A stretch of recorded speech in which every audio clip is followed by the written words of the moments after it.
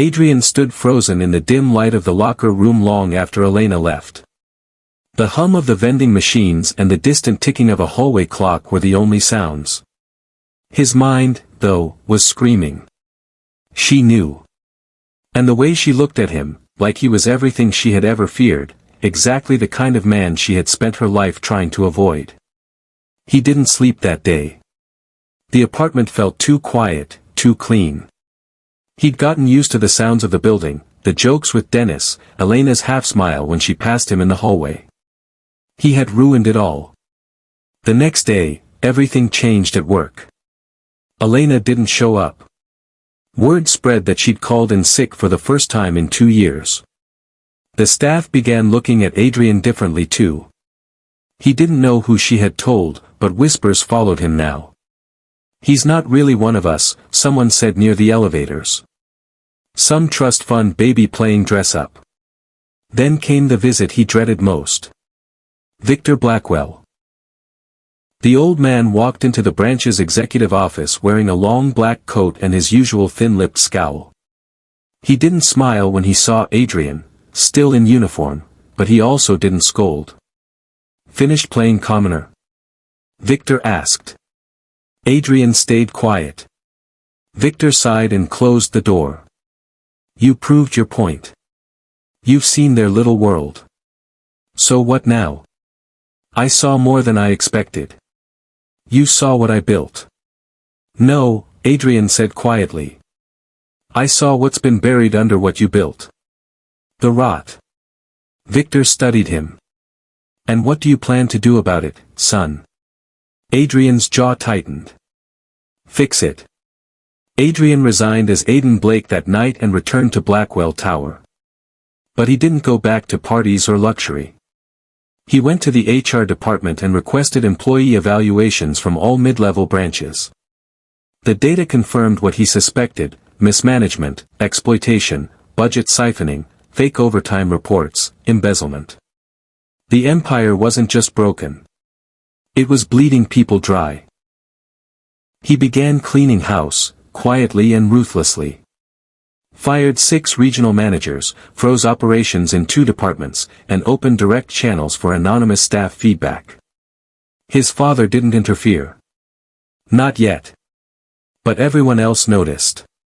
He was no longer the pampered heir. He was a hurricane.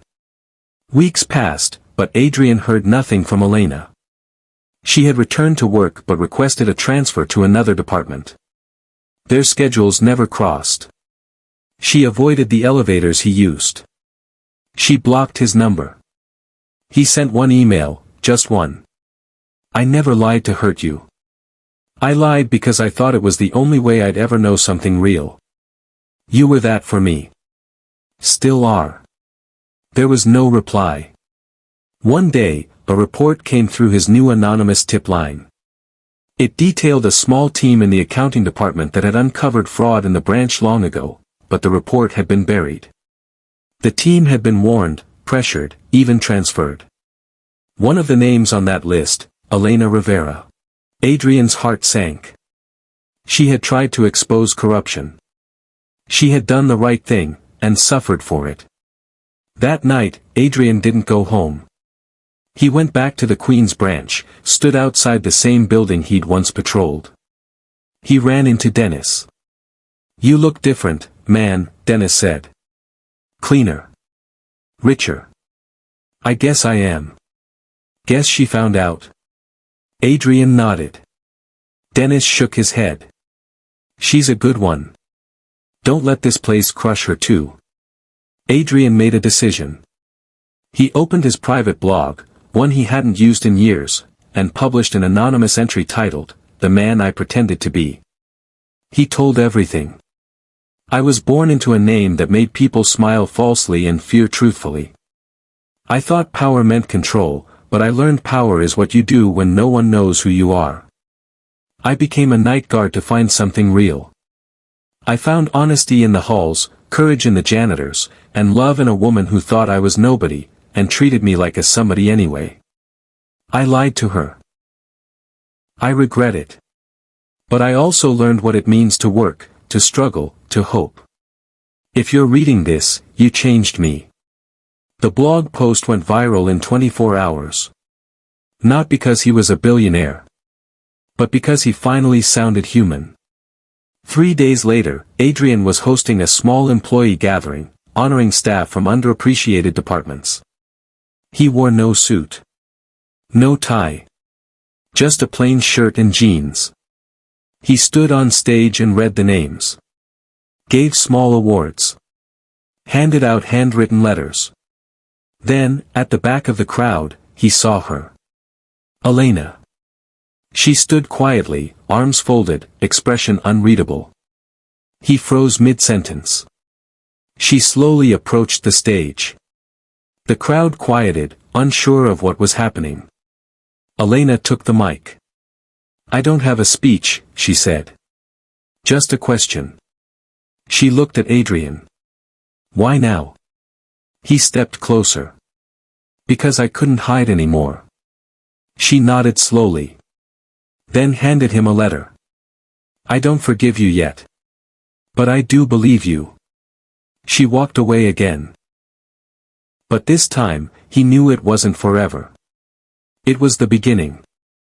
After the night Elena returned, something shifted inside Adrian, not just emotionally, but spiritually. He finally understood the difference between having power and earning trust. His father, Victor Blackwell, had built a business empire. Adrian was now intent on rebuilding a culture. The following month, he launched Project Groundwork, an initiative designed to identify and elevate hardworking, overlooked employees from within the company. Promotions came not from resumes, but from peer nominations and performance records. He also introduced whistleblower protections, anonymous evaluations of managers, and a rotating committee of frontline staff who could make policy suggestions directly to the board. It wasn't flashy. It wasn't exciting. But it was real. And for Adrian, that mattered. Victor summoned Adrian to his office.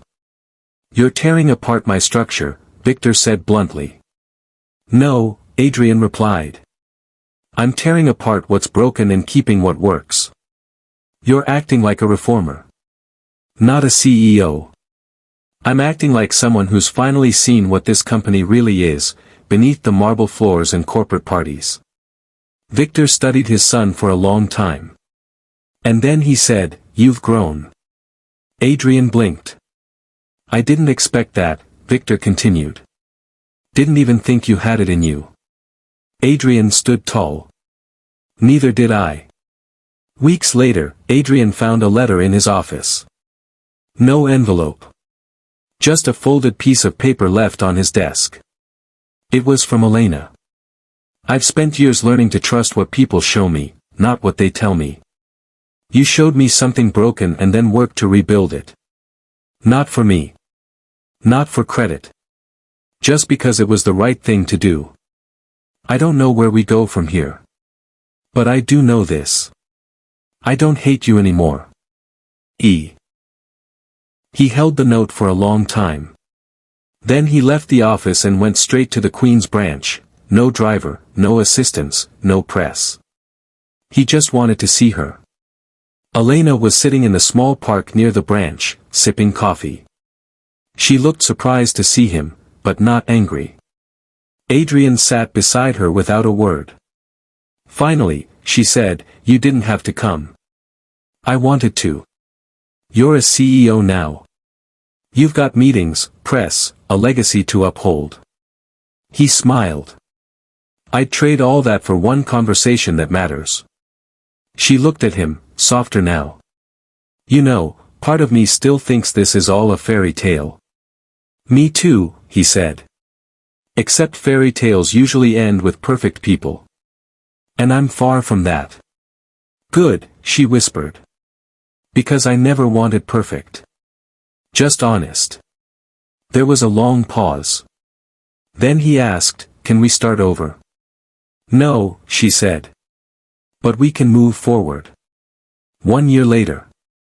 Adrian stood before the Blackwell board and announced a surprise move. The decentralization of corporate authority. Regional offices would gain more autonomy. Local employees would be elevated to leadership roles. The old guard resisted, but Adrian had earned respect now. He also created the Adrian Blake Fellowship, a yearly internship for underprivileged workers who wanted to transition into leadership, inspired by his time as a security guard. At the inaugural ceremony, Elena was the keynote speaker. She stood at the podium, elegant and steady, and said, "Sometimes the richest people are the ones who've lost everything and learned what really matters. And sometimes, love isn't found at the top of the tower, but in the shadows of its foundation." Adrian never went back to being the flashy heir. He still lived modestly, at least by billionaire standards. No private jets. No paparazzi invites. No red carpets. He spent more time walking the halls of the company branches than sitting in corner offices. One afternoon, he visited the old locker room in the Queen's branch. The same place where he used to hide his journal. Inside, taped to the back wall, was something that hadn't been there before. A single photo. Of him and Elena, laughing in the hallway, coffee in hand. He smiled. This was his real wealth. Years later, people still told the story of the billionaire who pretended to be a poor guard. Some called it a PR stunt. Others said it was a midlife crisis. But those who were there, who really knew, remembered something else. They remembered how a company once cold and ruthless turned warm and human. They remembered how a woman who had been ignored rose to become one of its most influential voices. And they remembered how love, when stripped of wealth, title, and power, still found a way. Not in boardrooms. But in empty hallways. Over cold coffee. Between two people who had every reason not to trust, but chose to anyway. And that was the legacy Adrian Blackwell left behind. Not billions. But honesty.